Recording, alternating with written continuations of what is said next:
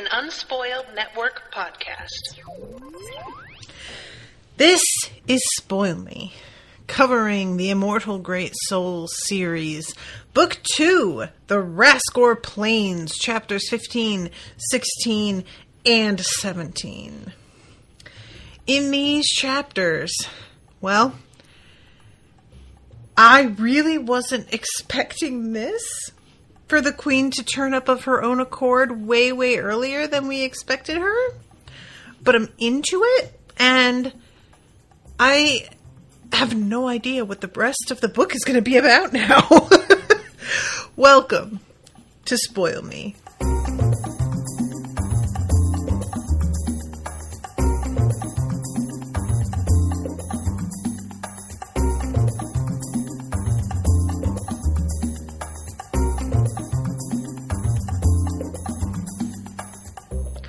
Welcome to the show, everyone. I am Natasha. Thank you very much to Dan for commissioning this episode and also for laughing at me because I hummed the Superman theme to myself. Yeah, it's a real sort of crapshoot whenever I start humming to myself.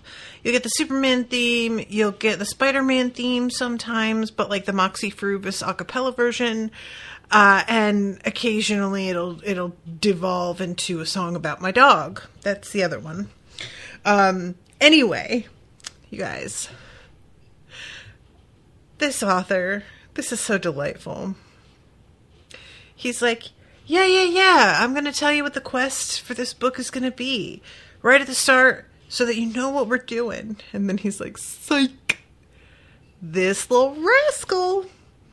What a wonderful thing to subvert, though, because like literally setting up that the Queen is going to be leaving gave me so much anxiety. And then he's like, not only are we going to see her, but it's going to be ahead of schedule. I don't even know what to do with this now. I don't even know where we go from here. In a good way. I just want to emphasize that, like, this is not a complaint. I love feeling like this. As long as it's being done well, which it is. Sometimes you're like, I have no idea what we do after this because they've made such an inexplicable choice. You know what I mean?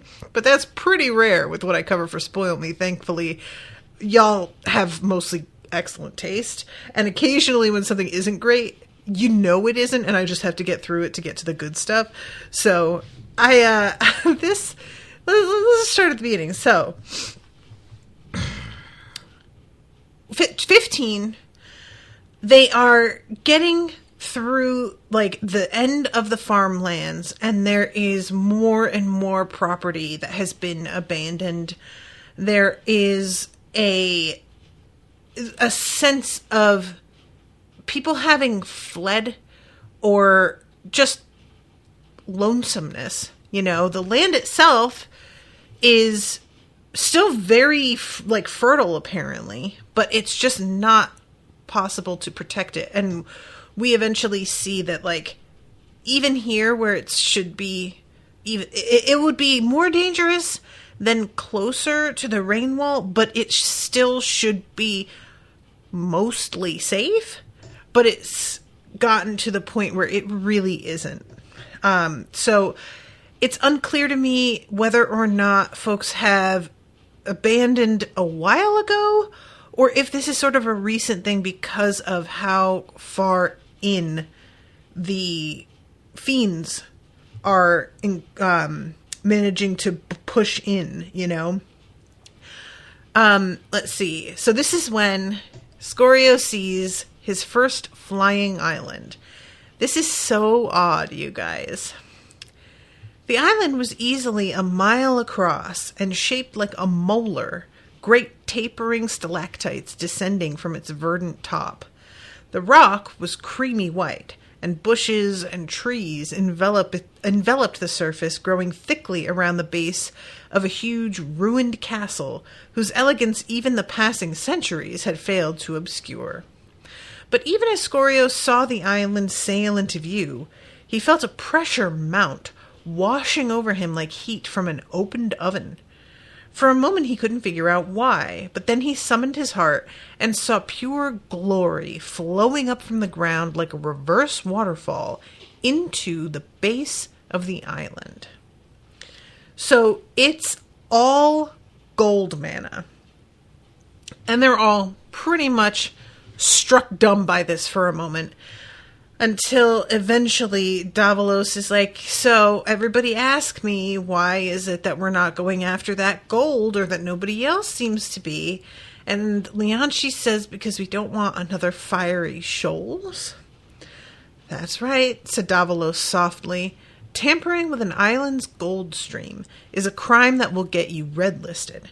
It's better to die and be reborn than to try to siphon that gold.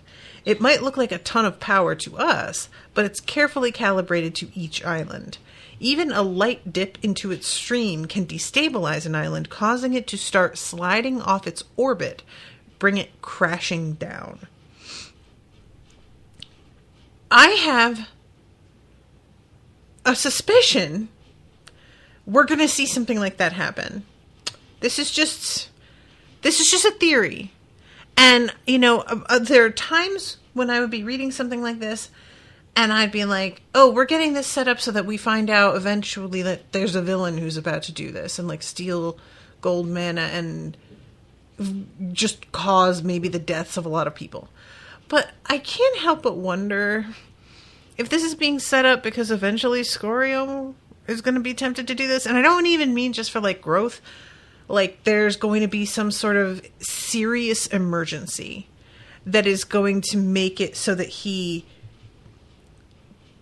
feels like he has no choice. I was going to say has no choice, but that's the thing, is he always has a choice, and he's starting to kind of reckon with the fact that, yeah, he does. He just makes the choices he makes. So, it's a really weird, mechanism as well. Apparently, there is something that, pulls up the gold mana into the castles, but nobody knows how it works. He calls them artifacts. Nobody's been able to duplicate it, and trying to remove the mechanism is what caused Fiery Shoals to crash and carve a furrow 200 miles long right into the very edge of the plains. So, I would like to know a little bit more about that. Who tried to remove the mechanism? What happened? How long ago was that exactly? Everything that we hear, I'm like, did Scorio do it? Because, also something that has occurred to me, we've run into a fair number of people who have heard of Scorio due to his recent exploits, and he's really just made a name for himself. But also, just a question, Leonchi can't be the only person that keeps pretty thorough records and journals. And I am extremely curious if anybody runs into them that knows who he is because they've read their journals and they ran into a dude named Scorio who did some bonkers shit. Is it possible that there are going to be folks out there with low-key beef that he doesn't know about? And that they kind of don't know about. They read about it. So it's not even their beef, it's their previous selves' beef. I don't know. I just feel like Leonchi is definitely meant to be above average in terms of how intense she is with her note-taking and documentation of things. So it's possible not, but I don't know. Anyway, so let's see. The islands date back to the beginning of Bastion, but look how amazing. There are 6 islands. They've all been extensively explored, the castles picked clean, but still nobody really understands who built them or why. Without them, though, there'd be no rain wall, and thus no farmlands. And this theory, I believe that it's Scorio who says this to her, is, do you think that they built them to help irrigate the plains? Basically, do you think that they created this system to create the rain wall that would feed the plains? I am I have to assume not. My theory is that the rain wall is a side effect to the need for gold mana, and the gold mana is so here's the thing, guys. I'm really, really paranoid at this point about everything that we are told regarding how the structures of power work. And so a part of me is almost like, do the islands need this gold mana? Do they really? Or is this being siphoned off for the use of certain people? And we're told a fairy tale about what would happen if things went awry with that, to make everybody feel like, oh, well, we absolutely can't, mess with that. If it is what it seems like, I have to assume this knowledge, and I'm going on an assumption here, but I may be wrong, but the fact that there are people who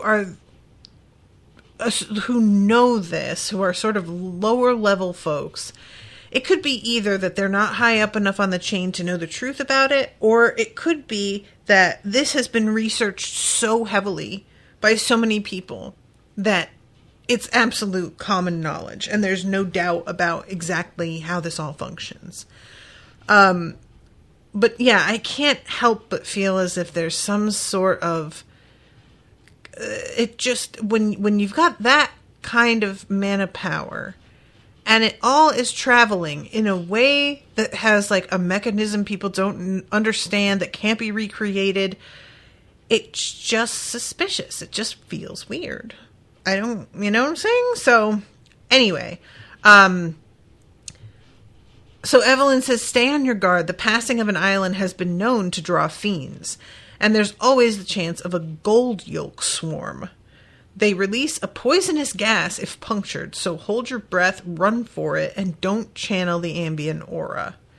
Which, later on, everybody has apparently forgotten about the puncturing poison gas thing. And to a point, it seems like that's really, it's not that they didn't have a lot of choices on how to handle the situation without puncturing. But I will admit, off to the side, as if watching from the audience, I was sort of yelling at folks, just like, wait, what are you doing? Don't you remember what she said?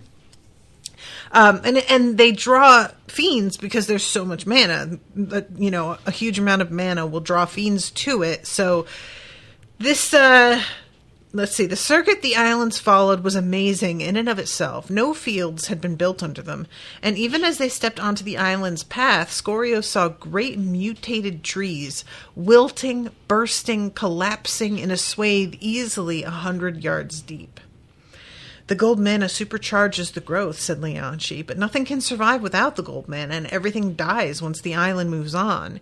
Each island is tracked by a commensurate area of supercharged growth, its own island of endless greenery. That is wild shit. Where did he come up with this? Just asking. Just, curious. So, yeah, they can't wait until the gold mana passes over them, because they will probably explode, as she says. And then, all of a sudden, Davalos is like, hey, everybody, hold on. And they stop dead. And Evelyn's like, oh, shit, there's a lot. And he's like, we can't go back, right? And she's like, we sure can't. Bad luck, everyone. This one's bad. Run to the far side. Don't channel the mana. Davalos and I will see what we can do. And that was the most frightening sentence of all. It wasn't, we'll take care of it. It wasn't, we'll try to take care of it. It wasn't, we'll make sure you get out of here safe, with the suggestion they'll sacrifice themselves. It was, we'll see what we can do, which really feels like you aren't optimistic about how this is going to go. The delivery of that line in the audiobook really made me stop and be like, fuck. So there are all these pockets in the ground that are starting to like rise up like the size of a cart. And Evelyn says, really? This is happening every time now. So this is a gold yolk swarm. And like we find out later, it's not the worst thing they're going to have to face. But these are not meant to be as frequent an occurrence as they are, apparently. And he's like, the whole sense of this is so bizarre. He tried to find a way through to keep the boiling pockets of earth in sight, but there were too many, and then they began to explode. A giant spherical grub burst up from the closest pocket, earth blasting in every direction. Its body was an egg-shaped sack of hammered gold 6 feet in diameter, horns of coal running along the top, and 3 sets of black limbs extending from either side. The front 2 sets were legs, while the rearmost pair arched over and around to end in golden spikes as long as Scorio's arm. Its head was affixed to the golden sphere, arachnoid, and sporting a 3rd spike that burst free of its maw, even longer than the appendages. Scorio had never seen anything remotely like it. And I'll be honest, I had a really hard time picturing this. I tried, but it was like, it kind of kept slipping out. Also the fact that there's like a spike that's coming out of its mouth. Very, very difficult to picture. A dozen more of the golden egg sac creatures burst out of the ground, then another dozen, then a score more. They were completely surrounded. And all of a sudden, it just takes off. They crash into each other, some bursting into golden gouts of effluvia. I hate that word. It just makes me think of mucus, which apparently the like texture of it, that is not entirely irrational. So he's looking around at these things and he's like, it's so bizarre how they look this delicate, you know? And there's a bunch of, you know, the sacks, and he's finally realizing, oh, they're trying to poison us. This is filled with gas, and if we puncture it, boom. The Nightmare Lady looked at him and nodded. Leonis was gagging, but he lumbered after her as she slashed open a path. And I love that at one point, he's like looking around thinking, where's Jova? And then tells himself, she's the last person that I need to worry about being okay. Oh, that's so great here. Never mind. If there was anybody he didn't need to worry about, it was her. I love this energy. This is my favorite. This is something that pops up in One Piece a lot as well, is like people getting very worried about their friends and then somebody else from their group being like, he's a badass. Trust him. He'll be fine. And like, there are times where they're wrong about that, but I just really enjoy that we have grown to a place with a lot of our friends where we just trust. They know they can either handle their shit, and if they can't, it's unlikely we're going to be able to do much for them anyway, you know? So they're managing to like leave some of this gas behind them, but it's still traveling, and they're all still suffering the effects of what they have inhaled. Evelyn is dealing with her hair, but the thing is that because she doesn't have the actual ceiling and walls to work with like she did at the bar, she's got limits on what it is that she can do. So let's see, I'm trying to get out. Davalos was just marching through the foes, not even bothering to do more than mist when attacked, and then materialize within the monsters' bodies, bursting them. Can we just take a moment and think about that? Oh my god. Like, is he just covered in this gross ick? I would have to assume. Right? He must be. It's gotta be disgusting.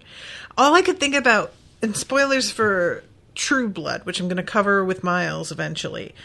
Miles, I don't think that there's any chance you're listening to this, but if you are, please fast forward 30 seconds. There is a character who can shapeshift into any animal in the Suki universe. And in the show, they are trying to deal with a baddie, and he transforms into a housefly, flies into the woman's mouth, and then resumes his human form from inside her mouth and just breaks her skull apart. And it is truly one of the better moments of the show, in my opinion. Anyway, so finally, it seems like they have managed most of this. Evelyn retracted her hair and lowered herself to the ground. Davalos approached her. They spoke, turning to stare south. They don't look happy. What was that they said about predators? Leonis vomited explosively. Poor Leonis, he is not doing well. Let's get moving, Davalos said, striding toward them. Gold yolks are beacons to worse things, but if we move quickly, we should be all right. And they take off, but it's not great.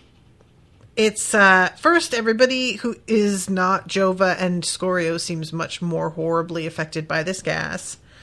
There's this moment that I thought was sort of weird. It's hitting the Emberlings harder than us, Jova called to him, but when she went to help Naomi, the other girl recoiled. Don't touch me, I'm fine, Naomi, I'm so... What is your deal with her? Like, it could be very easy to put this down to just jealousy.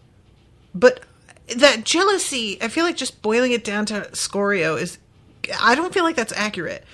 Jova represents a kind of privilege that I know Naomi specifically really detests and resents.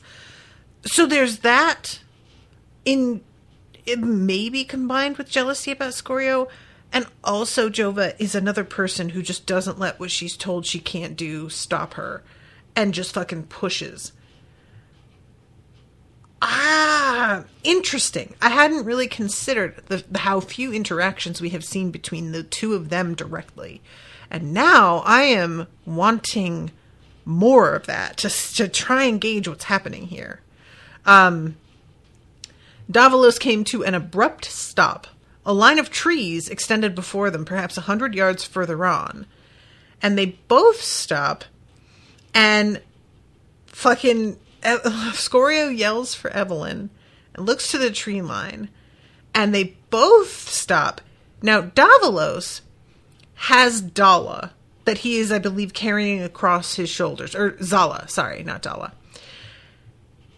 Now, you guys, again, I may be more paranoid, but Zala's the one that has the butterfly power that impressed both Evelyn and Davalos.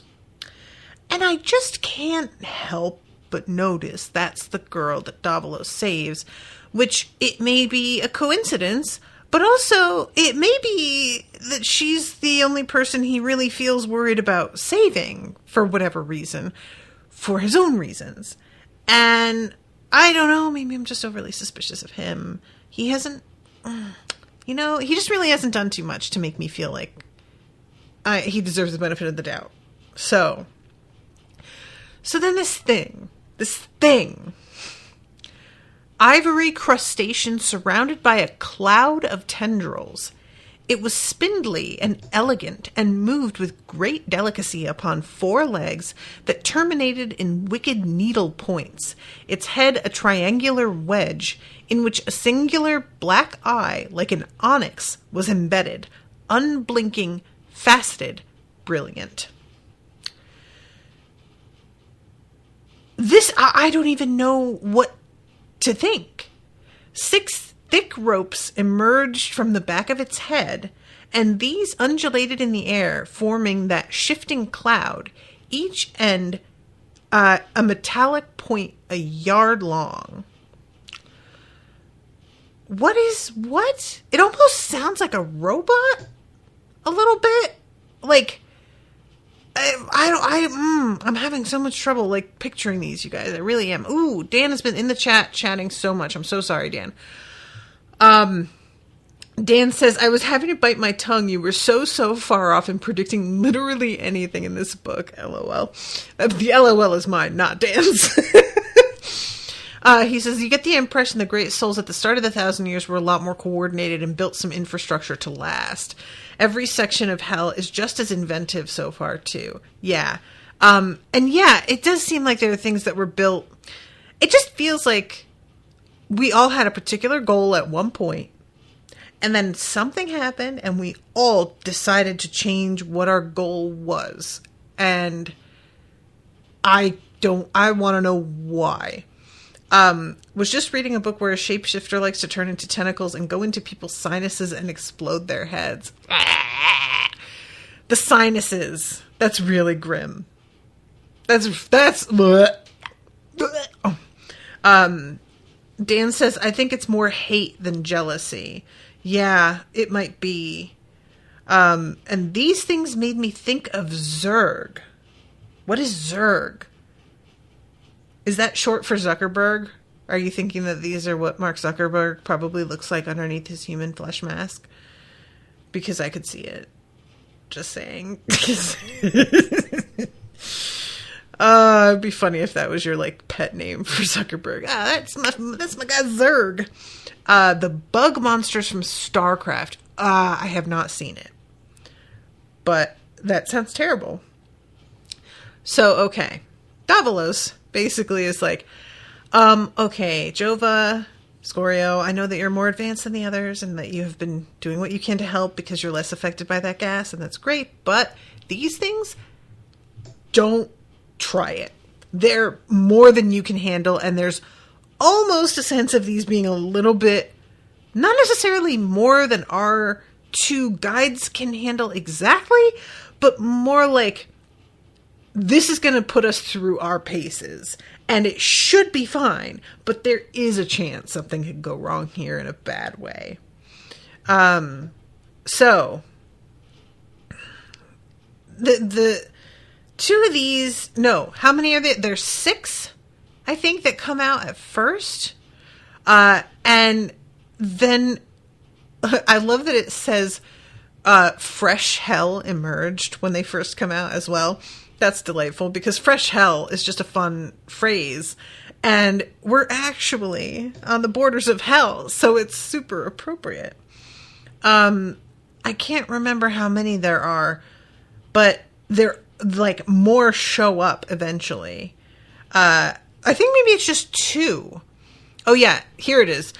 It's just 2 Ixothilians. Just 2, she says. All right, Jova, Scorio, you lead the charge. When it comes at you, shroud up, race apart, and try to live. While it's deciding which of you to follow, I'll hit it. And they head out. This whole thing does not go to plan.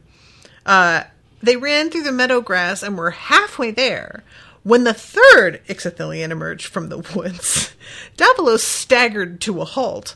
The fiends burst forward faster than Scorio could have imagined, their tendrils suddenly boiling about their heads, metallic tips rising to aim in their direction. Too late now, shouted Davalos. Go!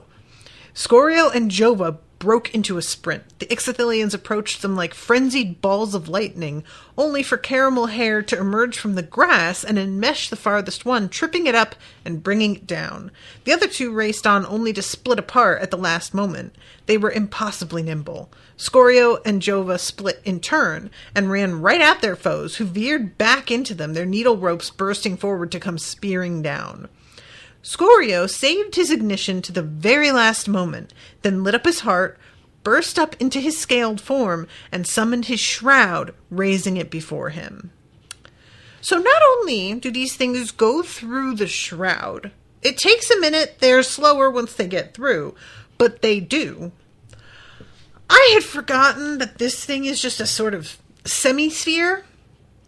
So the other tentacles just go around it, into his sides behind it, which feels really, really unfair. That just feels like, yeah, that's a bummer. And I don't know if it's possible. I'm curious whether Scorio can choose which direction that semi-sphere is pointing. Because, like, in this case, it's a simultaneous attack that's coming from two opposite sides that is completely symmetrical. So even if he could direct where it's pointing, I don't think it would have helped here. He's getting pincered, you know?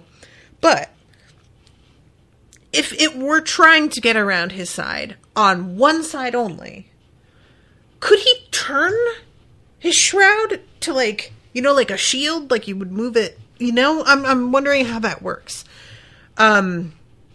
So, yeah, your boy, he's fucked up. He is very, very injured here.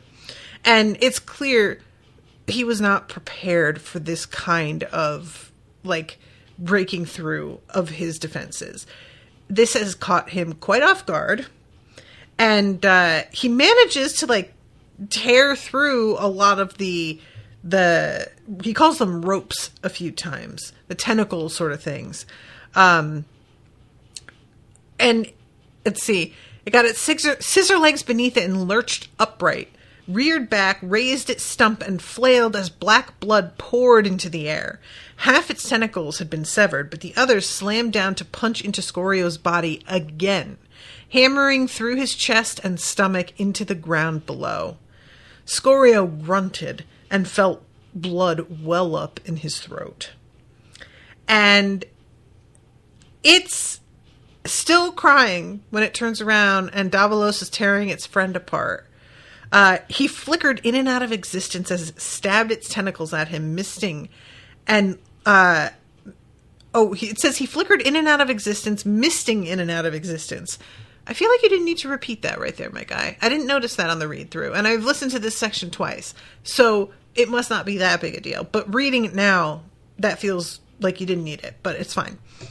Then leaped up to bury his fist deep inside its pale head. Its carapace crumpled, its eyes burst, and it staggered backward, suddenly clumsy on its spindly legs.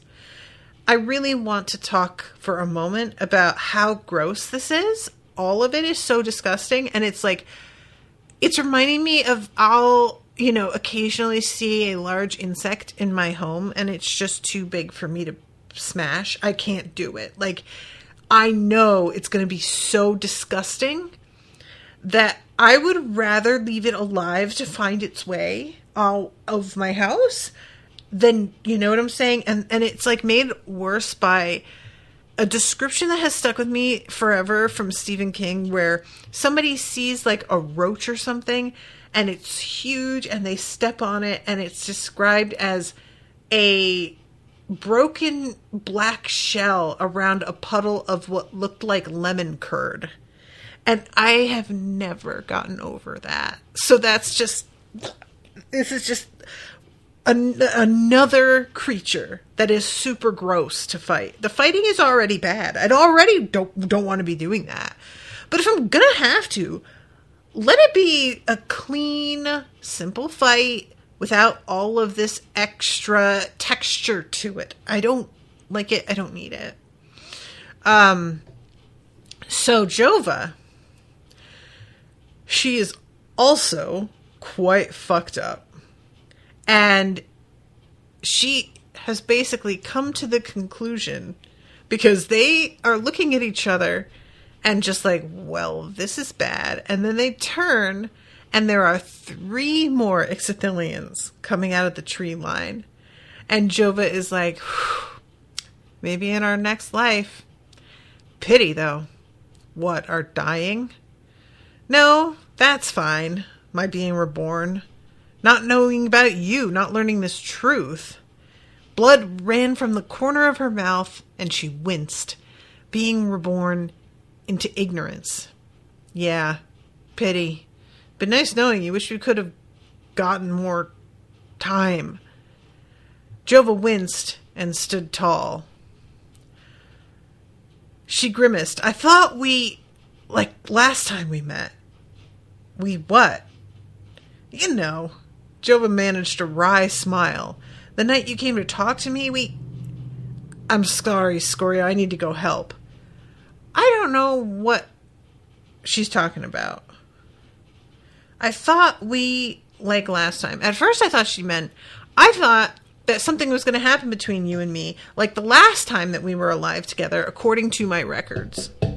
And then when she says the night you came to talk to me, I was like, is she just referencing that she told him that night about... Well, no, because she claimed that she didn't know about him and only gave herself away when she said, I won't believe your lies. So he didn't know until then, and she walked away, that probably she had already run across his name. What does that mean? The night you came to talk to me. I don't know. Anyway, maybe she thought like the two of them were going to be each other's death, I don't know. So, Scorio lays back. The damage is bad enough that as soon as he loses his like badass form, he's going to die. And is accepting that, and then all of a sudden there is this vertical golden light in the air, and I was like, hold on. And as she comes out, and it is confirmed that this is the White Queen, I was just like, you are kidding me. Like, I had a moment of thinking, is it really? Can somebody look like her? Like, I got all confused and suspicious. And then she manages to completely heal him and everybody else in a moment, and completely get rid of all of these creatures with like a bolt of power. It is almost upsetting how easy it is for her to handle every bit of this. It's nothing. And I understand that they're going to be like points at which we have, what's the word I want? You can only be so many places at once, right? I say that. I don't actually know that. Maybe her power makes it so that she can be more but like, what it just made me think of is how easy it would be for some people who have a lot of power, especially when that power is money, and almost always they are the same thing. How easy it would be for them to swoop in and completely solve the problems of a significant portion of the population. And it would be almost unnoticed to their bank account, And yet they don't do it. And I'm like, why would you not? Like, that's all I dream about regarding getting rich, is everything that I could do for my friends and folks online that I run into with issues that I know money would help. And I'm not trying to say that she is not doing what she can, but knowing that there was a previous chapter in which she had decided to leave Bastion behind and just let it die, I guess, was the plan. I had not awesome feelings about this, even though it's like her swooping in as a savior. I just felt like it was tainted. So anyway, she recognizes Scorio and calls him by name, which really clearly rises him in the estimation of his guides. And he tells her, I have been looking for you. I'm actually headed out to see you because there's an issue going on I really want to talk to you about, because you're the only person with the kind of power that can really make any change to it. And she's sort of, interesting.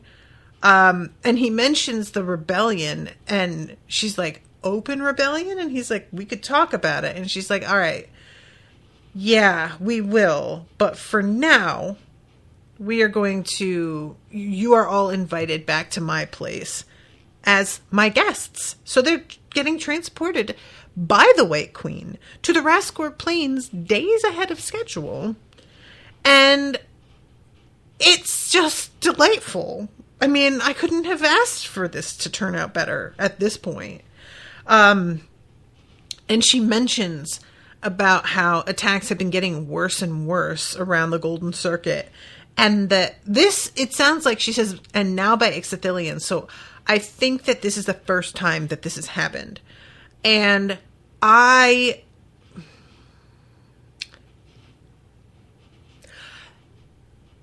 is it really? The first time Ixothilians have been drawn out was to Scorio. Is that something? Is that, are the Ixothilians part of a plot? That's what I'm asking. I don't get the sense that they've got exactly a diplomatic party meeting with our great souls. I'm just saying, could somebody have gotten 6 cages and put 6 Ixothilians in there and carted said cages over to the edge of the golden circuit and opened it? Oh my god, you guys, I just realized I was talking about Bastion maybe being a battery, and now we've got the golden circuit.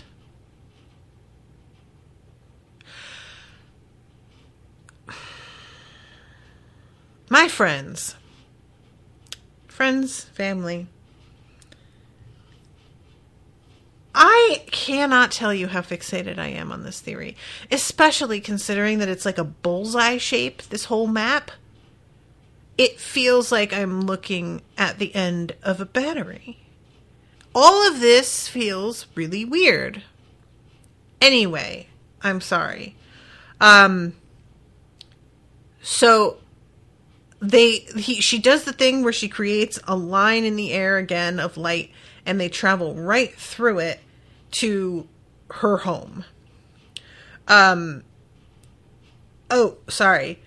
Dan says he can aim the shroud. Good, noted. And I mean, it is curved. It just looks flat in the map. So you say. I'm just saying. It's just the battery end. It's just the bullseye shape. It's not even that it would need to be flat, necessarily. It's called a circuit. You don't think that's weird? You can't tell me anything, though. Even if you did think it was weird the first time, you can't tell me you thought that. Well, maybe I guess you could. Because we could have just both been wrong. Anyway. So they wind up in this amazing hall, and this whole place is done up in black. We've got black velvet, jet stone, obsidian. Everything around this place is a heavy sort of color scheme. A dozen people focused on them as they emerged. Scorio recognized one, Desiree, a pyre lady. She was a bloodless young woman with lank white hair and a slight frame. Her gaze was unnervingly piercing, however, and she studied Scorio and his companions with avid interest before turning to attend the charnel duchess, who raised a hand to forestall questions and turn to await everyone's arrival. Leonis was the last one to come through, and everyone stood in a tight crowd trying not to gape. Be welcome to the Fiery Shoals. You find yourself at the very edge of the Rascor Plains, and at the seat of my authority. Your needs will be tended to, and then we shall converse. If you have any questions or concerns, do not hesitate to raise them with your attendants.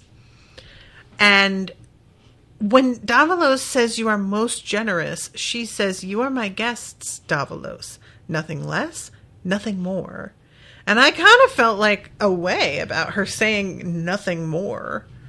It was almost like she was trying to be like, Davalos, I know that you think you're maybe favored because of this reaction, but no. Don't get your thoughts too far ahead of you,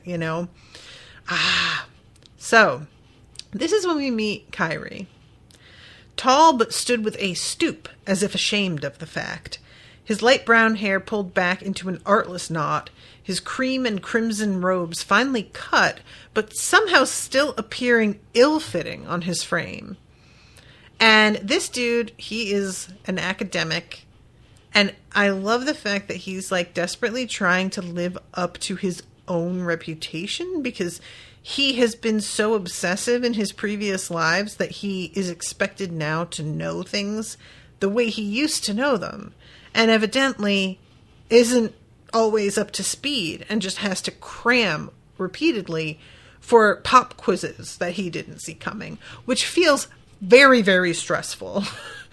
And there's a point where Lianshi points out these lava trees. Countless wizened trees grew along the cliff's edge and upon ridges and ledges.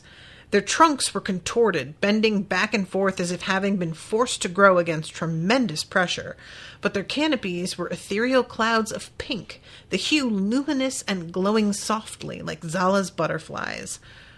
That is delightful. I really love the idea of all of this like intense black, and then you've just got a little bit of pink in the mix. I mean, I love pink, as anybody who was watching this live could tell you. But it's like pink can be very, it can go either way. I mostly like it because the shade of pink that I go for, it's a very energizing color and feels really joyful to me. But there are shades of pink that can feel very different.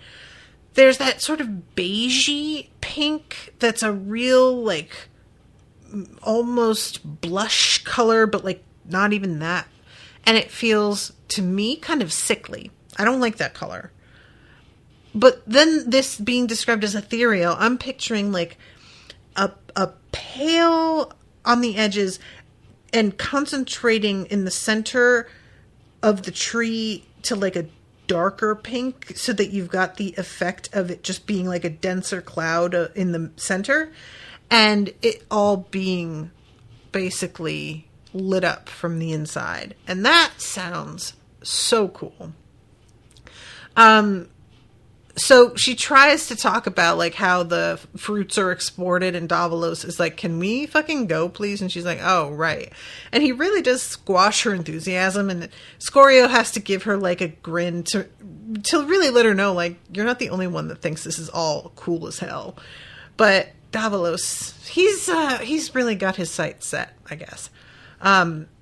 So Davalos finally is saying like, oh yeah, your party, has our party arrived? And Kyrie says, yeah, they're here and they're waiting for the White Queen to speak to her in private, and they know the way, so they take off.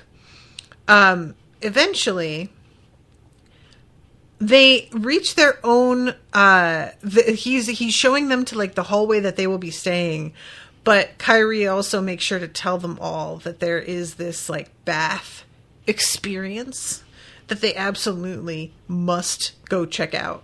And I like to think it's not even meant to be a hint, even though they are all disgusting. I like to think that he's just saying all of this is just like, no, trust me, it's rad. Even if you came in here squeaky fucking clean, I would still be like, you should take a bath. And there's some talk about how she has preeminence and that she always knows what's going on. And she says she can sense when powerful fiends excite their hearts and move to intercede. When fiends attack, they channel their native power through their heartstones. It's nothing anyone can sense below Pyre Lord, or if you're exceptionally talented, but with preeminence, they must have lit up like bonfires. And they tell him about the Ixothilians, and he is like, that's insane. That is like never seen out here. It's unheard of. That's a bad sign. And he says, this has always been an interest of mine, because there's like some people noticing that even though he's saying, oh, this is really bad, he looks so excited. And he has to explain, like, the fact that it's unprecedented. That's the part that I find it exciting. It's not like oh, good, I'm glad these giant bug creatures are coming in. And it turns out he wrote a book that they have had to use as a textbook, and he's super apologetic about it because it's very dense. And of course, Lianshi is just instantly like, I really liked it. First of all, it was laid out in a very logical way. Secondly, there's a lot of stuff in there that, like, once you put it together, I'm like, oh, duh, I should have known that, but I didn't know that, so you really have some critical thinking on display in there as well, and it's really adorable. Like, I really want the two of them to become just nerdy buds and to hang out in the library all the time. So... let's see. Oh, yeah. This is when he says mana fluctuations across entire layers are now a common occurrence, allowing powerful fiends to range much farther north from their usual haunts. Everything is in flux and not for the better. We find out the building is probably... it's enough to easily hold about 5,000 people, but I have a suspicion it could probably do a lot more than that. It's just how many folks are normally around. This is guest suite 7 on the granite wing. You can always ask for directions back here if you get lost. There are 6 rooms, each with double beds, and bathing and cleaning facilities are at the end of the main hall. Don't miss out on the heated pools 2 floors below. They're fantastic. And they mention about, like, getting some clothing. And again, when Leonci says, like, that's so kind of you, he says, hardly. How you're treated reflects on the White Queen's honor. Again, with just being like, don't take this as something it isn't. It's almost like being treated well, people in the past have maybe thought meant that they were, like, in good with the White Queen or something. I don't know. It's just this constant sort of, now, don't get overexcited, you know? And she says, or he says, like, don't forget about her having preeminence. So she can sense what you're doing if she focuses on you. You have privacy in here, but she will be aware of you if you, like, start fighting. And Jova's like, so she can just listen into all of our conversations? And he's like, look, she's not gonna do that. Technically, yes, she could, but that's not how she operates. She has to be drawn to you and doesn't casually listen in for the fun of it. Think of it as, like, ambient security. If you start acting up, that is when she's going to step in and make herself known. And I couldn't help thinking, like, probably, if you have preeminence, you do listen in on people's conversations just for the fun of it every now and then. Like, I have to assume. I don't get the impression she has a lot of time to be bored, but you know what I'm saying. But I'm very, very interested in, like, what it's like to have that, because I could see just getting a little overwhelmed until you have better control of it. So, they get into the hot pools, and Scorio is just so, like, feeling like we've gotten in ahead of things. We've managed to survive this horrific encounter. She is going to talk to me and, like, remembers who I am. Everything is amazing. And then chapter 17, Leonis is like, I don't think I want to do any of the things that we were talking about. I think that I'm just going to chill. Just right here and just chill. And he's soaking in this tub. And they are both, like, having the nicest time. He'd thought their azure pool in their academy suite the height of luxury. But that was nothing compared to what the fiery shoals had to offer. The steam made it hard to gauge the full extent of the room, but the entire floor seemed to be a series of grottos, isolated tubs, and networked pools through which one could allow the currents to carry you, with each subsequent pool being ever deeper and hotter. Hundreds could avail themselves of the system without the water feeling crowded. The women in their group had left them to find their own secluded area, and thus Scorio and Leonis floated in bliss. And I just want to point out how much I like the fact that it's like a fairly large group we're working with, and it's mostly women. Now, granted, the main character is still a dude, but, you know, that's just sometimes going to be how it is, and I guess I have to accept that. But the fact that there's more women than men in a series where the, like, protagonist is a man, that is really rare. Usually, if you've got a male protagonist, you have a male majority group, party, whatever you want to call it. Also, the description of this being like a grotto, I cannot not think about the Playboy Mansion. I'm so sorry. That is just something that's, like, embedded into my brain now. And this, I trust, is much less sleazy and disgusting, and probably there's less cum on the walls.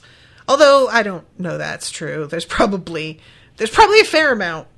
But anyway, there's also like the echoing, and I have to imagine as well the mist, the steam that's coming up, fucks with sound, so that it's really hard to tell whether folks are right beside you or like a ways away.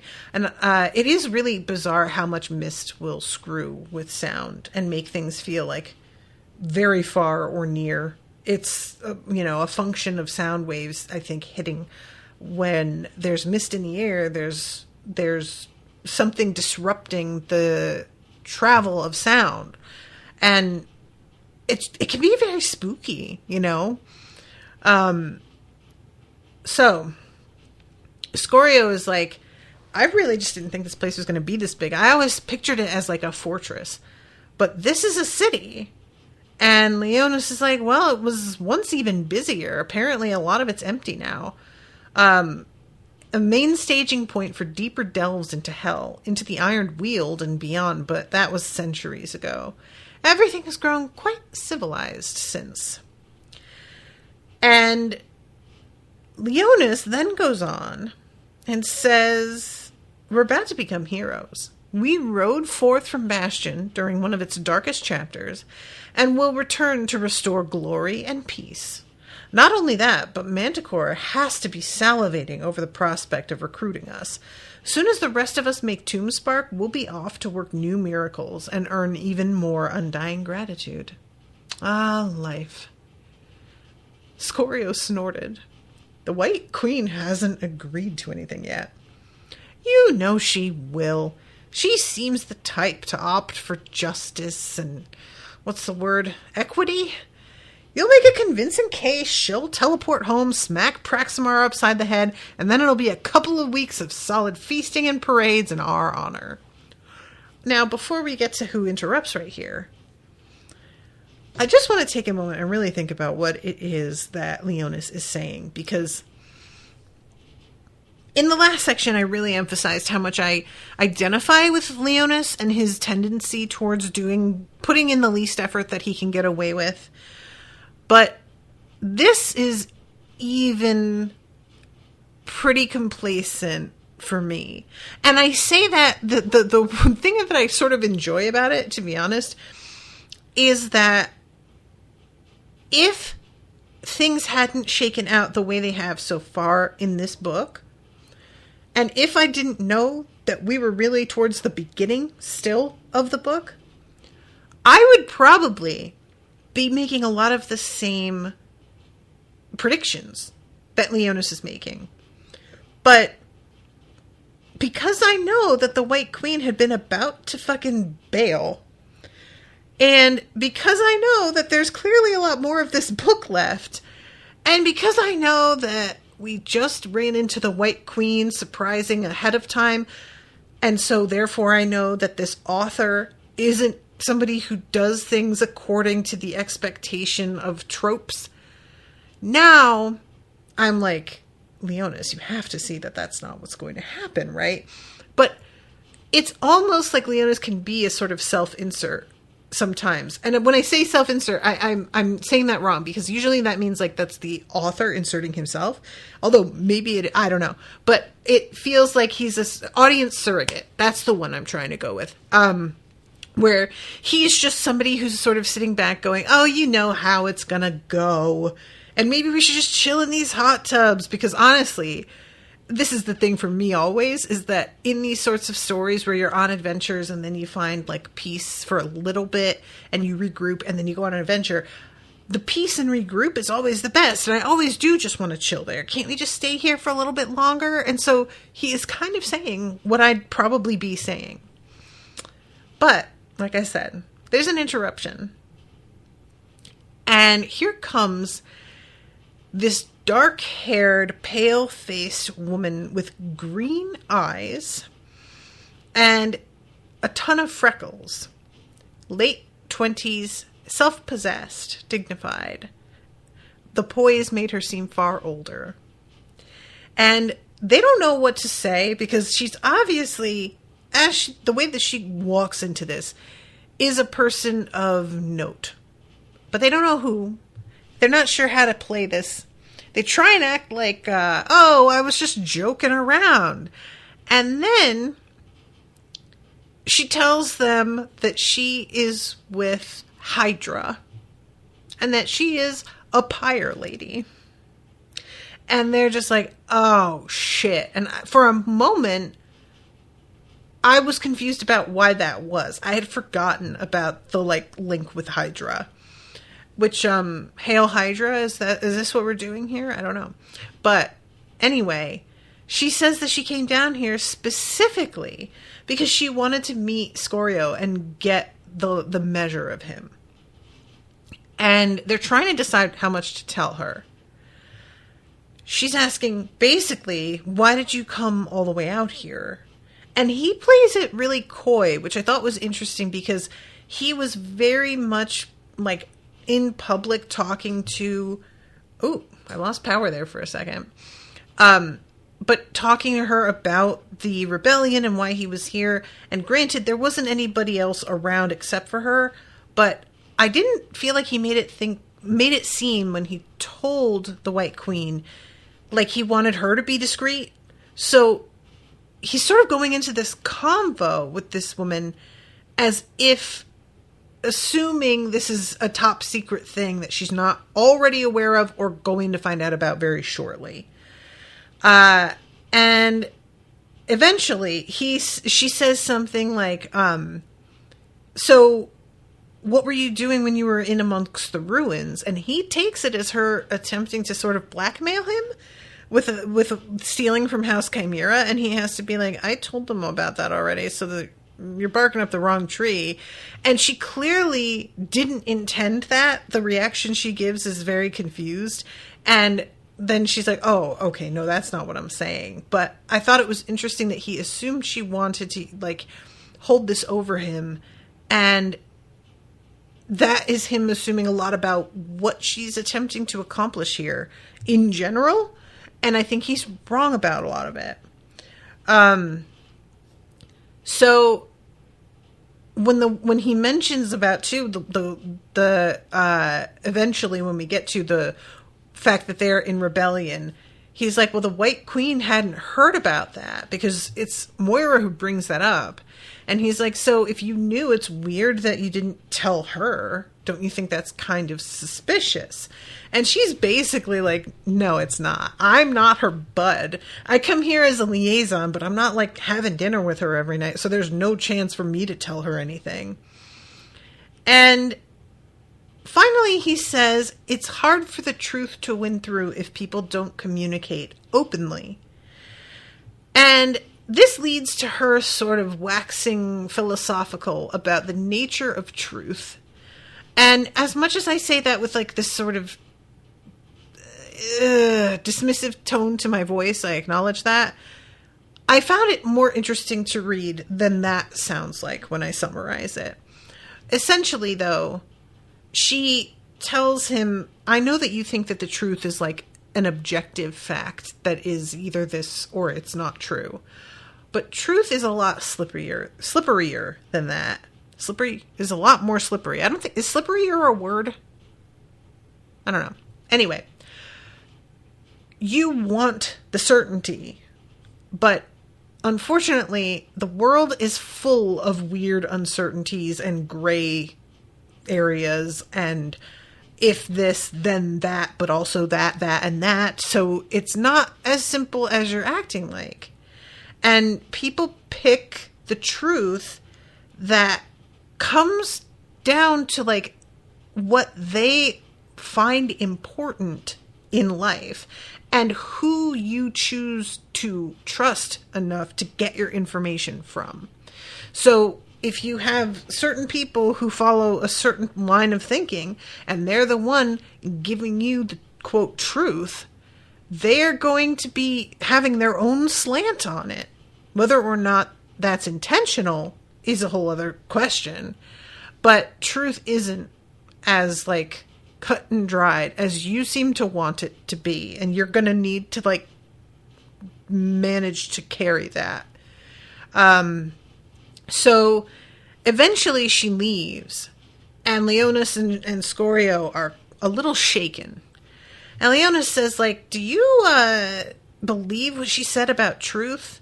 And Scorio says, my heart rejects it, even as my mind finds it compelling. It sounds like the kind of argument a brilliant mind might make to justify losing its way. And when Leonis says, do you think she's lost? Scorio says, if she's advocating for House Hydra, then she's loyal to Praximar, which means she's fucked up. Something is fucked up. And I thought this was interesting because, like, personally, it's the kind of argument a brilliant mind might make to justify losing its way. I think that's probably correct in some cases. But I also think her thesis is probably true.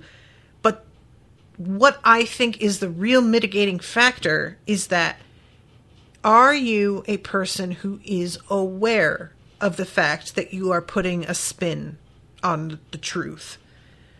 Not just that you're the only person who does that, but are you aware of when you're doing it and what that looks like and how to step back from that as well and kind of ask yourself, okay, but why did I assume that? I feel like if you have some self-awareness, the truth becomes much easier to pin down. Maybe not always possible, but I think that's the key, is like having the understanding and acceptance of your own biases so that you can then sort of take distance and reevaluate a little bit. And just, you know, personally, as somebody who has grown over the past 10 years quite a bit, I feel like I have gotten better at that for sure. But there are certainly things that I would have said were true, but now I'm like, nah, I was definitely wrong about that. And are you dealing with somebody who has that kind of self-awareness and understanding? Because if you think you are, either you have to trust they've done that, or that if you bring it up, they can do that. But if you're dealing with somebody who doesn't have that kind of insight into themselves, you have to handle things in a way that can feel a lot more frustrating, because it's almost like you're having to speak to them like a child because you can't take it to that next level. And that can be really frustrating. I personally, I have run across, very close friends of mine who have made judgment calls about things that I felt were very slanted. And when I tried to be like, you see how that's not actually accurate to what just happened, right? They clearly do not even understand where I'm coming from. And so I've got to sort of just be like, look, I just don't agree with you, and we're just going to have to leave it there. But it can be really hard, especially when it's a person that you respect and care about, and you just realize we're not in the same place in the way we think of this at all. So anyway, this ends with Scorio being like, all right, well, I'll tell you what, I'm not relaxed anymore. We got to get up out of this and go explore, because I want to figure out some more of what the fuck is going on in this piece, because shit is clearly crooked as hell. And Leonis is like, bet. And they get out of the tub, and that's the end of the chapter. So, yeah, Dan says it gets even more complicated when going beyond just one person and what societies believe are true. And that's part of the thing, it's part of your own biases and recognizing you're a product of the society that you grew up in. And it's what can make it so difficult. When you are good, when you're somebody who's good at seeing multiple sides of things, as I can be, I will wind up in this weird sort of stymied space where I'm like, no, I don't believe this, but I get why they believe it. And so then I don't know how to proceed. But anyway, I'm over time, so I got to wrap this one up. But thank you again very much, Dan, for commissioning this one. Looking forward to getting to talk about more next week. And until then, toodaloo, motherfuckers.